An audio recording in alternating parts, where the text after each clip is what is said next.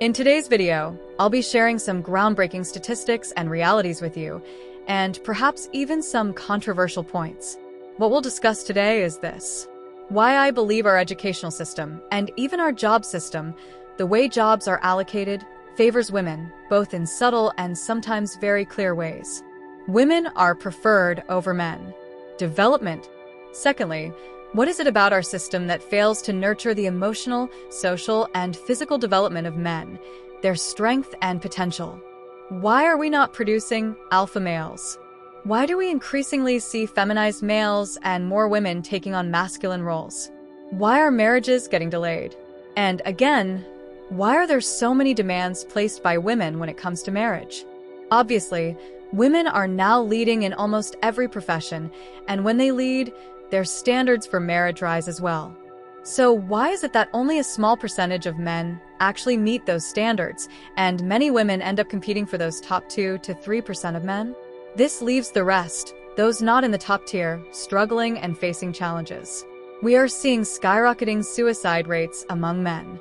Young men are battling depression, lacking social skills and confidence. Somehow, they lack self-belief and are not stress resilient. So, what in our system needs to be fixed to address these issues? And along with that, what should be the ideal age gap in marriages? These things are all interconnected. The facts I'll share with you today are research-based and data-driven. You can look them up yourself. Psychology and cognitive development tell us that men and women develop very differently. Allah didn't just make our roles different. Our genes, appearances, body functions, everything is different. Girls hit puberty roughly 1.5 to 2 years earlier than boys. But due to changes in diet, this difference has grown. Now it can be up to 3 or even 4 years. That means girls mature earlier. Also, the part of the brain called the prefrontal cortex, responsible for cognitive development, conscious thinking, develops around 1.5 years later in boys than in girls. This means girls mature mentally earlier as well. Boys also develop hand grip and writing skills later than girls. Most boys don't enjoy writing. Maybe you've also struggled with writing and heavy homework loads as a student. Now, these are statistics, not my personal opinions, but based on global research. In addition to this, I've strongly observed certain things in life. This isn't a new realization. It's something I've believed for a long time. I just didn't speak about it openly before because nobody seemed to understand or agree with it. But now, alhamdulillah, I have a platform where I can speak to people who might at least be open to hearing a different perspective. And now I see many other voices raising similar concerns. For example, I was the elder sibling. My brother was 2 years younger than me.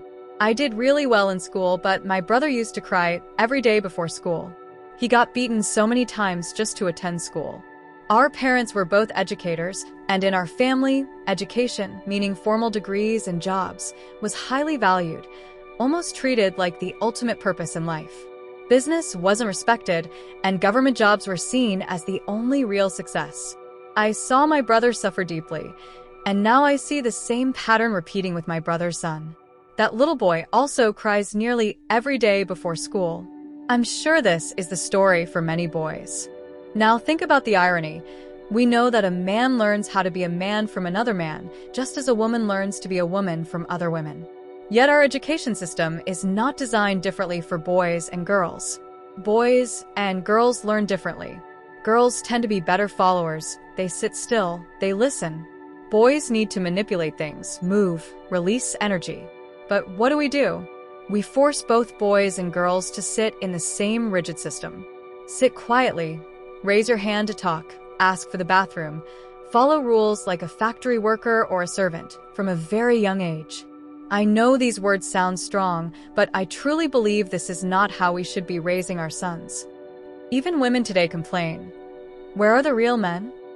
Well, how can we expect men to grow into masculine, confident figures when they're being raised only by women? Look at our private schools, how many male teachers are there? Almost all are women. Even at tuition, it's mostly women teaching. Fathers are mostly absent due to modern-day responsibilities. And when they're home, they're on TV or their phones. A boy goes through his entire day with only female interaction, no male influence. In our childhood, if a father wasn't around, we still had grandfathers, uncles, etc., masculine role models to learn from. But today's system has replaced all of that with only traditional education, books, and school routines. Education over real-life learning. Whether it's pre-nursery or high school, the entire day of a child revolves around school. There is no room left for real-life learning. And again, boys learn very differently than girls, but both are forced into the same rote learning system, where girls do really well, but boys often lag behind. Now imagine, on top of this, boys are placed in the same classrooms as girls, even in many religious schools. And in each class, only a few students get to be first, second, or third, even though every child is first in the eyes of Allah. The system is designed to suit girls more than boys. Girls naturally align better with the classroom environment. This is why women are excelling in every field, which is a good thing. But that doesn't mean there's something wrong with boys. The problem lies in the system that doesn't cater to boys' needs. Boys require physical movement, hands-on learning through skills and logic, rational thinking, which is often stronger in boys compared to girls. Yes, women are emotionally stronger. We feel a wider range of emotions, which suits the nurturing roles Allah designed for us. But men can outperform women in many fields, possibly in nearly every field, if the system supports them. But this current system constantly makes them feel less than women. And that's the real tragedy.